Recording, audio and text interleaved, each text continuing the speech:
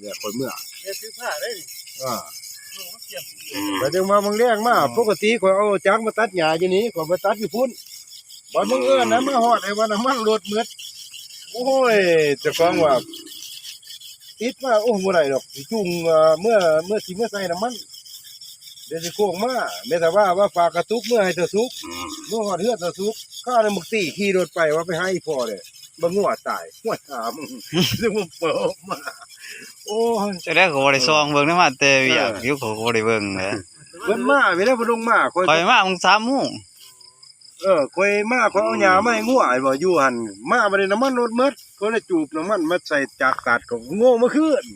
ว่าสิไปใส่น้ำมันไปฮอดเตาไซว่ารถมื้อน้ำมันบ่เบิ่งบ่เตาไซบ่ไปจูบเอาน้ำมันในรถเพิ่นให้ก็แล่นเมื่อเอาเรือตะสุกส่งกระตุกกันนั่งเว้ากันข้าวเดียวบักตีไปว่าไปหาอีพ่อแล้วงัวอีโปกตายว่าซั่นเอ้าเจ้าของว่าจะมาปลุกมาเลยเกินอีก ซื้อได้เด้อเด็กแบ่เด้อมื้อนี้ ฮะ ซื้อเด็กแบ่นะ ชื่อได้บ่ ซื้อนะ โอ้ 10,000 10,000 ข่อยว่าอยากใส่จัก100,000พุ่นนะ เฮ็ดมื้อนั้นแม่เป็น เด็ก จังได๋ แบ่เด็กแบ่ก็เด็กกว้างอะ เอามานเบิ่งเนาะ แล้วมันเบิ่งว่ะ คือสิให้โชคใส่ตรงเหือไว้เด้อเฮ็ดแล้ว ฟันมาลุงเดชเห็นลุงเดชลุงเว้าเรื่องเล่าข้างไข่บ่คือนี่ฟันมาแล้วมาบอกเด็กหมากับเด็กแบ่ อีเจราลูกจันทร์มันติดอยู่กันมันก็ไปแบ่ เด็กหมากับเด็กแบ่ฮะก็ซื้อแล้วเด็กหมาเด็กไทยฮะ ให้ออกยังอ่ะ จังว่าจังออกหยังข่อยว่ายังได้จะบ่ฟันน่ะบอกกับเพิ่นนี่เรื่องฟันเห็นลุงเดชว่าแล้วมาบ่มาบอกก็ว่าคันว่าซั่นน่ะบอกเลยติแล้วบอก3ตัวน่ะ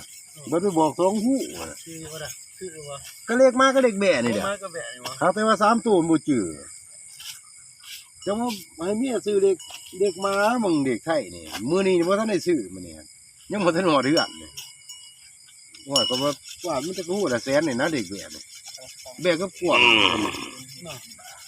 แม่เอาอยู่ได้นี่แต่งกว่า จับหลักศูนย์นั่นน่ะ074075นี่ ว่าก็ออกได้ อ่า จะเสียงเดียว อาสิซ้ำอยู่ตัวเก่าบ่จัก เดี๋ยวเอาเจ็ด เนาะ เอาก็74ก็75เนาะ ซ้ำตัวเก่ายังเห็นหน้าเลยเนาะ กินอยู่ที่ เห็น บ่คันว่าซั่นมีโอกาสขึ้นอันนั้นเด้อขี่รถไปเที่ยงหน้าเด้อ ไปใส่กันอยู่นะ เออ จะได้จะมาสิคั่วเป็นชิ้นเลยเอาเมื่อนั่งใส่กันอยู่ปีก